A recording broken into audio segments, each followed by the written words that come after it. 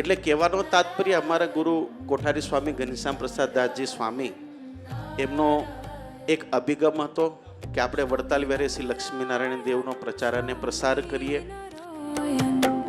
સ્વામિનારાયણ સ્વામિનારાયણ સ્વામિનારાયણ.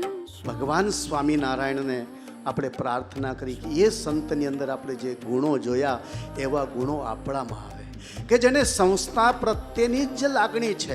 હમણાં એમના શિષ્ય સત્યપ્રકાશ સ્વામીએ કહ્યું, અને ખરેખર હકીકતમાં હું એમ કહીશ,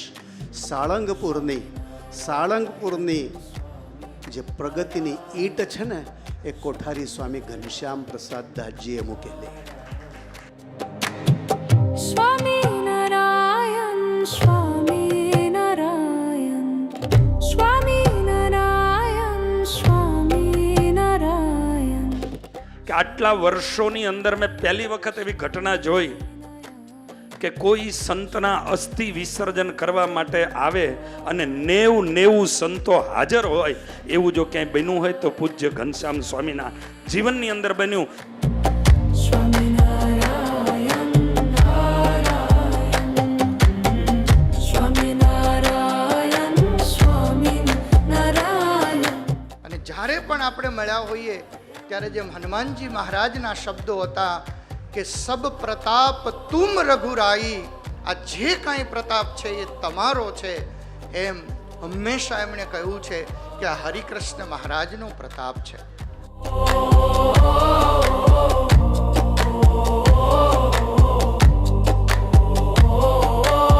એક સંત આ સંસારની અંદર આવી અને શું કાર્ય કરે છે એ ઘનશ્યામ પ્રસાદ સ્વામીના જીવનમાંથી મેં જાણ્યું છે.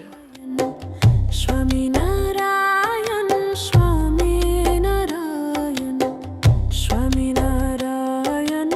અને સ્વામિનારાયણ સંપ્રદાયનું જો અદ્યતન રસોડું જો બનાવ્યું હોય પ્રથમ તો પૂજ્ય ઘનશ્યામ સ્વામીના દ્વારા થયું છે. સ્વામિનારાયણ સ્વામિનારાયણ નારાયણ. સારંગપુરમાં તો ઘણા સંતો બદલતા પહેલેથી રહ્યા છે, પણ વિકાસની વિશેષ કરીને શરૂઆત, નવીન રીતે શરૂઆત જેમણે કરી છે, એટલે જ જેમના નામની પાછળ સારંગપુર લખાતું આવ્યું છે. એવા પૂજ્યપાદ ઘનશ્યામ પ્રસાદ દાસજી સ્વામી અને સંત મંડળ. સ્વામિનારાયણ સ્વામિનારાયણ સ્વામિનારાયણ સ્વામિનારાયણ. મેં એમનો સ્વભાવ બહુ નજીકથી જોયો. બહુ રુજુ સંત હતા, બહુ ભોળા હતા, બહુ નિર્દોષ હતા, નિખાલસ વ્યક્તિત્વ હતું. નારાયણ નારાયણ સ્વામિનારાયણ સ્વામિનારાયણ. અહીંયા જે ઓળખાણ આપી છે ને કે સાળંગપુરવાળા, આ ઓળખાણ સાચી છે, પણ આનાથી બીજી પણ એમની એક ઓળખાણ છે, એ ડભાણિયા હતા.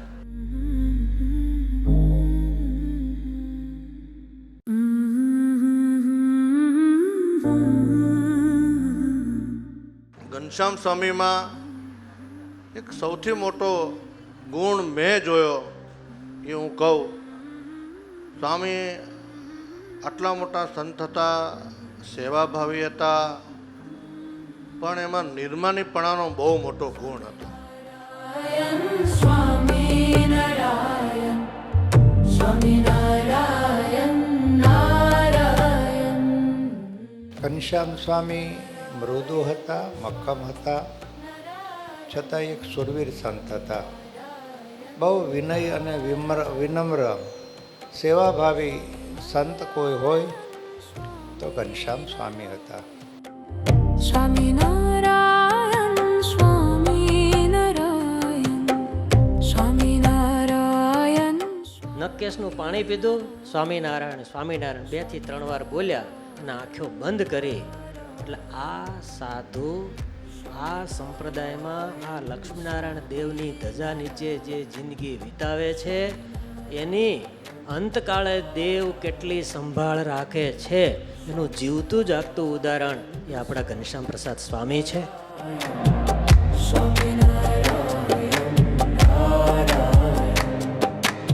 પોતે બહુ સરળ હૃદયના અને સત્સંગની રીતે ઘડાયેલા સંત.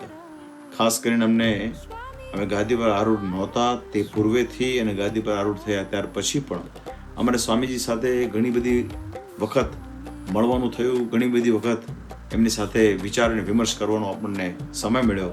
ત્યારે અમને એવું પ્રતીત થાય કે સ્વામી એકદમ નિરાળા સંત હતા. કેવળ ભગવાનને પ્રસન્ન કરવા માટે બીજી કોઈ વસ્તુ, કોઈ દ્રષ્ટિકોણ એમનામાં હતો નહીં.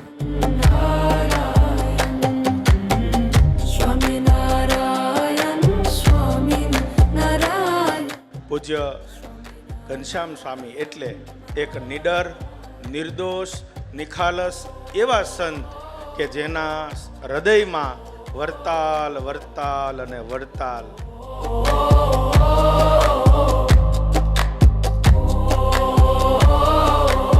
અમને ગર્વ છે, આનંદ છે કે ઘનશ્યામ સ્વામી જેવા સંત અમને ગુરુ મળ્યા.